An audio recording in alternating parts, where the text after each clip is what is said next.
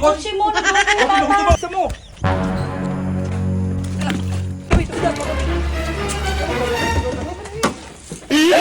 Dito kami ngayon sa Cabin in the Forest. Tapos meron ako napanood sa Facebook eh. Feeling ko familiar na kayo dito. Syempre, gaya ko eh. Gagawin nyo dito. Nakasarap pa tong sa akin ha. Nakasarap pa yan. Oh. Syempre, kasama ko yung dalawang kumare ko. Anbu and Trisha Moon. So ngayon ang plano ko, since malayo kasi yung biniyahe namin from Laguna to Tanay, plano kong parang papalabasin na nag-overheat yung kotse niya. Hindi, Mari. Gagamitan natin ito. Ano masasabi niyo, Mare? Siyempre, Mari, excited kami. Hindi ko pa nakikita tumakbo si Kapo maliban sa motor niya eh. Yes! Motor pa lang yan nakikita niyo tumakbo. Hindi ko pa nakikita kung paano magpanik si Kapwa. Ba, gigil na gigil kayo dahil lagi akong gumagante. Iyak kaya yun, Mare? Magagawa. Charis! Joke lang sa mga bata, huwag kayong gagamit nito kasi professional lang yung gumagamit nito. Kumbaga, yung may knowledge about dito, yun lang yung mga pwedeng gumamit nito. So, no for, ano to, no for the kids. Sabi ni Trisha Moon, hinihigit lang daw to. So, let's go. Medyo hard medyo hard. Uy, higitin lang to? Oo, ganun. Sa gilid, Mari. Huwag ka magugulat, Mari, ha? Mare, for the hard. Paano to? Sige, Mari, eh. Bigyan mo sa ilalim, dali. Kapa! Pops, Emon! Tulungan mo ko nag-uupin.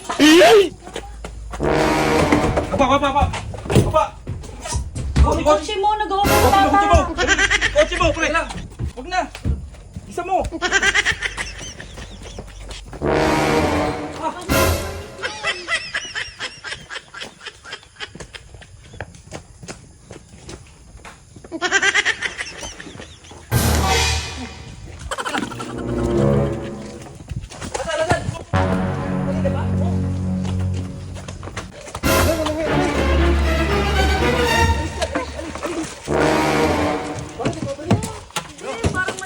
Tabi dyan, baka...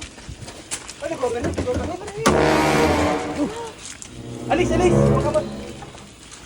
Nag-overheat yan sa layo ng biyahe natin. Ako gas, tabi dyan! Wala akong magagawa, ha?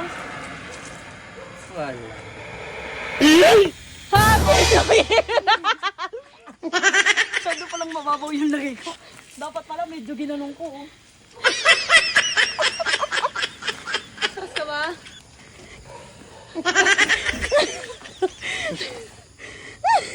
Hoy, ba't ako lang tinuturo mo? Look! Look at the people. Look at the people. Kinabahan. Pasensya na ka po. Trabaho lang. Okay, sasakay mamaya. Maglalakad na kami.